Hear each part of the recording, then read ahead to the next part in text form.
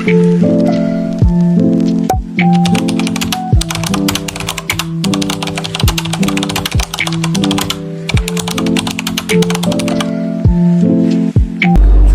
warahmatullahi wabarakatuh. Perkenalkan, nama saya Rayuni Huiba. Nah, di sini saya akan memberikan sedikit tutorial untuk menganalisis data menggunakan aplikasi SPSS. Nah, untuk itu kita harus menyiapkan datanya terlebih dahulu di Excel. Saya memakai permintaan daging Y dan harga daging X1. Nanti data ini akan kita copy ke aplikasi SPSS. Nah, untuk itu kita buka aplikasi SPSS. Nah, di sini kita harus mengubah variable view-nya. Kita klik variable view, kemudian name-nya itu kita isi dengan Y. Type-nya kita ubah menjadi numerik, terus desimalnya kita ubah menjadi 0 saja karena berbentuk angka. Nah, di label ini kita isi permintaan daging. Nah, teman-teman, di label kita tidak menggunakan spasi, namun kita menggantinya dengan underscore.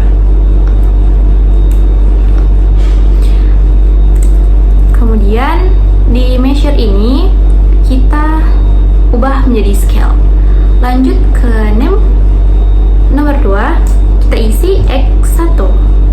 Nah, sama seperti tadi, numeriknya type-nya kita ubah menjadi numerik, desimalnya kita nolkan saja. Untuk label kita beri nama harga daging. Kemudian measure-nya scale.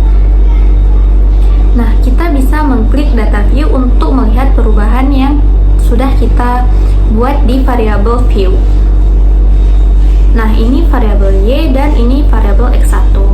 Nah, kita harus menginput data dari Excel, lalu kita paste ke variabel-variabel ini. Kita kembali ke Excel. Di sini kita copy saja permintaan daging. Kita bawa ke aplikasi SPSS-nya. Kita copy di variabel Y.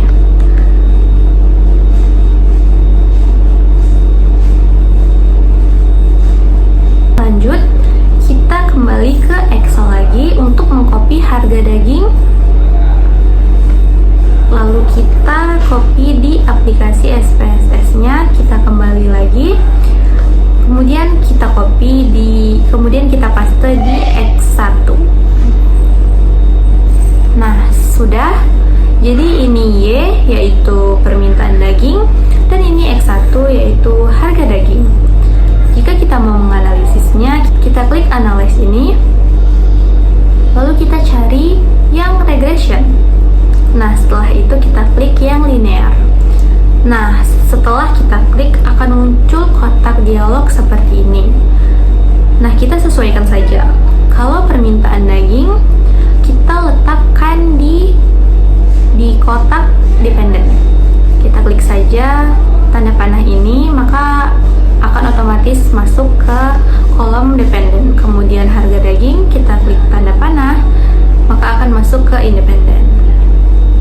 Kita klik statistik, lalu di regression coefficient ini yang perlu kita centangin hanya estimate dan model fit.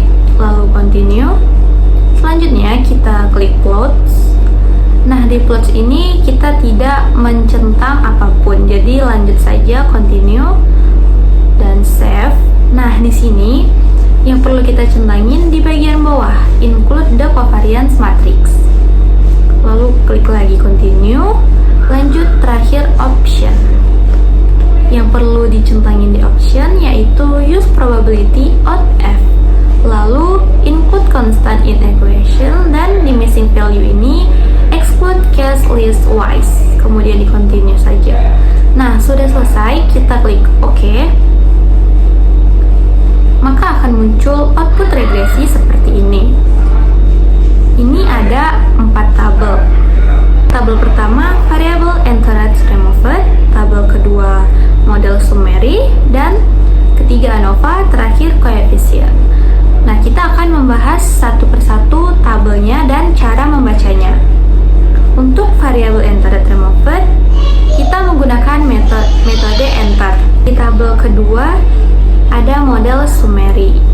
Di sini kita bisa melihat nilai dari R square yaitu 0,741 dan standar errornya atau koefisien determinasi yaitu 0,836.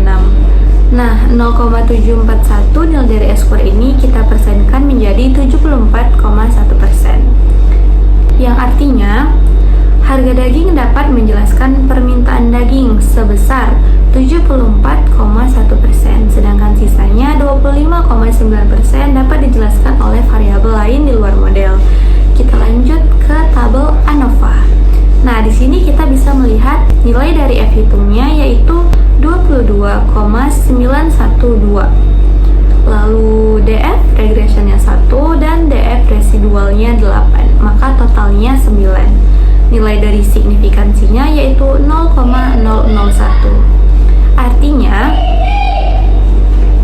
secara serempak harga daging berpengaruh terhadap permintaan daging pada taraf nyata 0,01.